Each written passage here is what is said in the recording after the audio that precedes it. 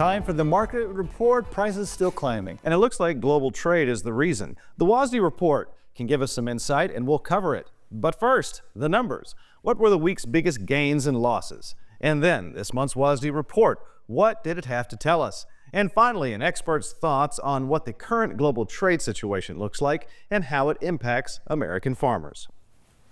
So, markets closed the week still on the upswing, both row crops and livestock split. Let's take a look. The week's biggest gain, soybean oil up over 3 cents, nearly a 7% increase from the previous week. The week's biggest loss, live cattle, down more than 6 cents, nearly a 3% decrease from the previous week. This month's WASDE report dropped, as we said earlier, and we appeared to have an impact on the market. At least it backed up what analysts have been seeing. Namely, the geopolitical situation has been a big factor during this growing season so far. Here's what it had to say. U.S. wheat supplies up due to higher production. All wheat yield unchanged while exports up, especially for hard red winter wheat. Season average farm price, $5.40 per bushel. Global wheat supplies down, mostly due to lower beginning stocks in Russia. Consumption up due to higher food, seed, and industrial use for Nigeria, Sudan, and India. Ending stocks down slightly on reductions for Russia, the U.S., Iraq, and Turkey. U.S. corn area and yield forecasts unchanged. Beginning stocks down due to export increases. Season average farm price unchanged at $4.20 per bushel. Global corn production higher, with the biggest increase in India. Exports down for Argentina, but raised for the U.S. Imports down for China and Canada, but raised for Turkey, Indonesia, and Iraq. Ending stocks down about 2.5 million tons. U.S. rice production lowered, mostly due to decreases in long grain. Heavy rains in the Delta have led to less rice area. Season average farm price, $13.50 per hundredweight. Global rice supplies raised, mostly due to higher beginning stocks and production for India. Consumption up as well, also due to India.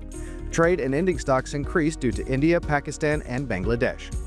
U.S. soybean supply, use, and price projections are unchanged this month. The U.S. season average soybean price is forecast at $10.25 per bushel. Global soybean beginning stocks raised due to less crush in China. However, crush raised for Pakistan, South Africa, and the United Kingdom. Ending stocks raised by 1 million tons, mainly on higher stocks in China. U.S. beef production lowered on less steer and heifer slaughter.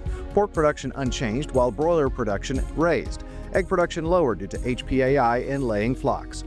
Milk production forecast raised due to higher cow inventories and milk per cow. Butter, cheese, whey, and non-fat dry milk price forecast raised due to price strength. All milk price forecast $21.95 per hundredweight.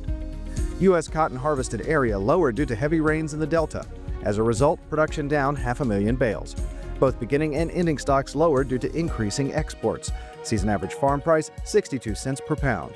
Global cotton production down as well by 800,000 bales. Consumption also down by 300,000 bales. As a result, ending stocks down by 1.5 million bales. Now you have some context. What do the experts have to say? Well, Shawn Hackett says soybeans giving the biggest boost makes sense. Soybean oil the week's biggest gain, as we showed, and that is the focus on the government attempting to encourage non-imported feedstock away from becoming biodiesel, which would increase the demand of homegrown feedstock, namely corn and soybeans. Well, and in addition, they're really trying to dissuade imported feedstock from producing that renewable diesel, which we know has been a big part of that in the last couple of years. So that combination really changed the landscape for U.S. agriculture, increases that demand for soybean crush, increases the demand for soybeans, keeps the money home, keeps the demand home, keeps the jobs home. And when you're looking at the game of acreage now that we're going to have to play next year, where soybeans are going to have to take millions and millions of acres back from corn, from wheat, from cotton, from rice, it tightens the whole system up at a time when prices have been kind of low and kind of unattractive. I mean, I think this is not only a short-term jolt, but this is a longer-term pull. I don't think this is a one-off situation. Obviously, you still need to have Mother Nature get involved to create larger upside, but I feel with recalibrating this fundamental situation, looking at what the USDA said this week, you add some extra bean crush, you throw a July weather, hot, dry weather problem, which we think is coming. It wouldn't take a whole lot to move those ending stocks to very uncomfortable levels, and putting ourselves in that price level of $11.50 or $12 on November soybeans is the technical targets we have for where this might take us as we move into the mid-late July period. We are the best price in the world right now. We are priced to sell. We've had a good crop, at least for HRW, and so we're moving the product.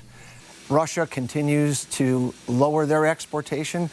Looking at the crop they're going to produce, it doesn't look like it's going to be much better than last year. So we have an ability to move a lot of export of wheat to other countries. Now with the trade war starting to calm down, it's a very good sign to see that kind of demand coming for U.S. wheat, and I think it's going to continue, and it's another driver on top of what's going on with the geopolitics now heating up again, where wheat always is sensitive to that. Wheat seems to me like there's too many shorts that have bet too long on a lower price. And that's it for a deeper look into the markets. Quite a bit of activity now, much of it speculation and governmental policy. If Shawn's right, soybean prices could continue to rise.